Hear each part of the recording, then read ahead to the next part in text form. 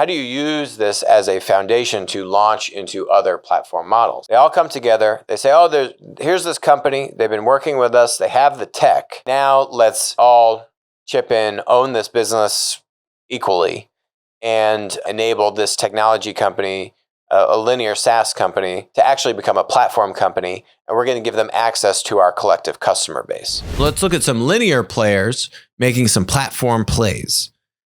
So the 4 telecom companies, AT&T, Verizon, T-Mobile, and Sprint, have made a collective effort called ZenKey for authentication. If anyone has an iPhone and you use the password that scans your face and logs you into all your apps, that's what this is.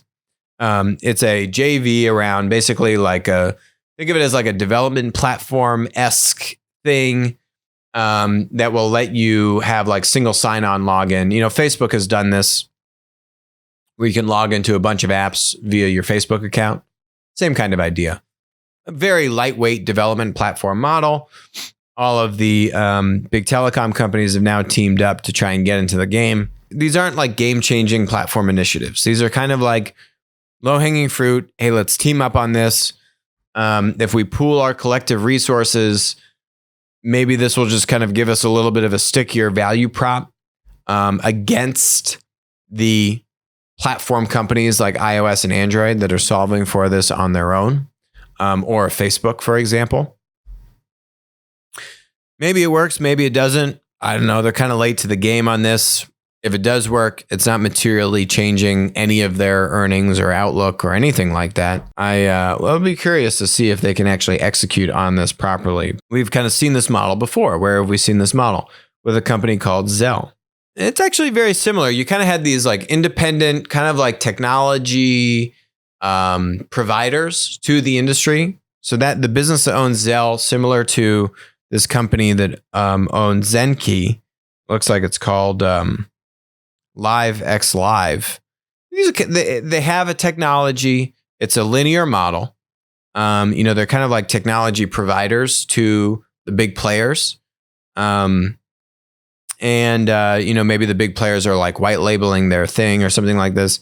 And now it looks like when the major players in the space, whether it's the telecom companies for ZenKey or it's the banks for Zelle, they all come together. They say, oh, here's this company. They've been working with us. They have the tech to do this.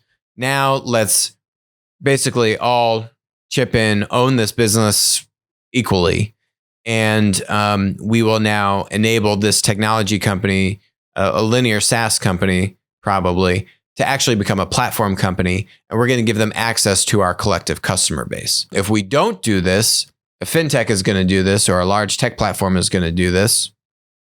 Who else competes with Zelle? Oh, a company called PayPal and Venmo, and now all these challenger banks, and all these other fintech startups that we've been talking about. So basically, the payments business for us, this peer-to-peer payments business, is going to get commoditized anyway.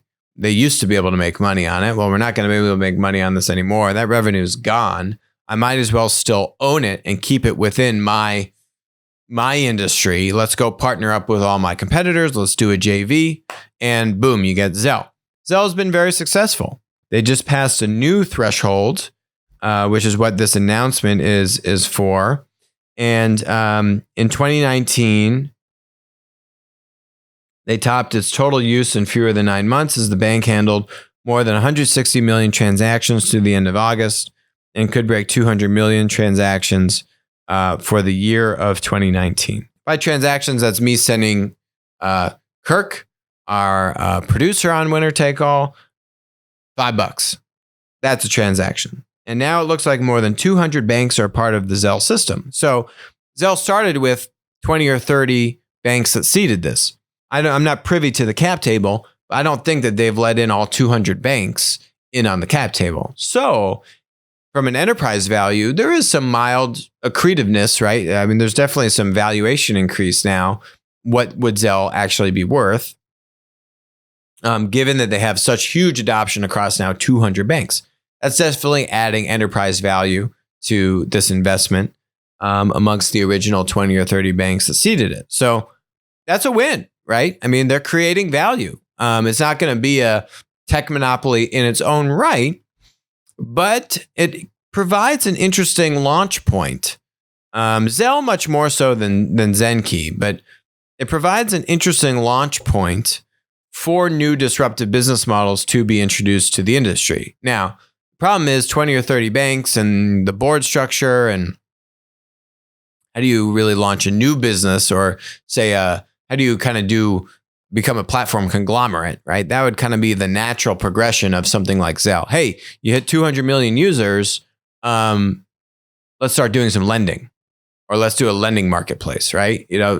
Something like that, which can now actually let you make some more money and really capture some much stickier network effects, which payments is nice, but you're not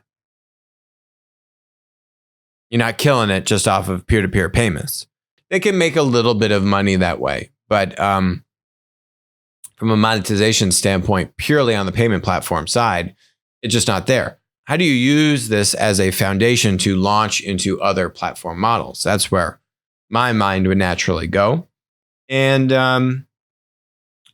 it'll be interesting to see how if the banks agree to do something like that or not. So Early Warning Services is the company that now kind of oversees Zelle. That was this linear SaaS provider that had this technology for years, had been working with the banks, and then the banks teamed up and gave them access to their customers. So what is the next bounce of the ball?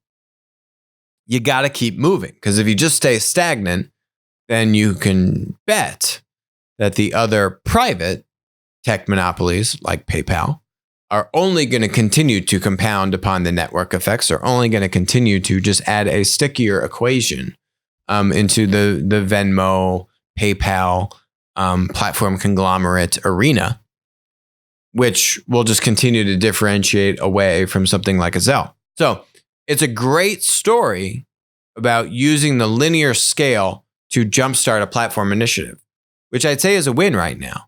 Now, the question is, how do you turn it into a monopoly? Hi, this is Alex Mozed. Thanks for joining us on Winner Take All. If you enjoyed the content today, which I bet you did, please comment, subscribe, and definitely message me on Twitter when we're doing live streams. Also, please note, all opinions expressed about stocks or public companies on the show are exactly that, opinions. This is not investment advice. Don't act on it. WisdomTree licensed Applico's Platform Insights data product to aid in the creation of the Plat ETF. Thanks for joining us.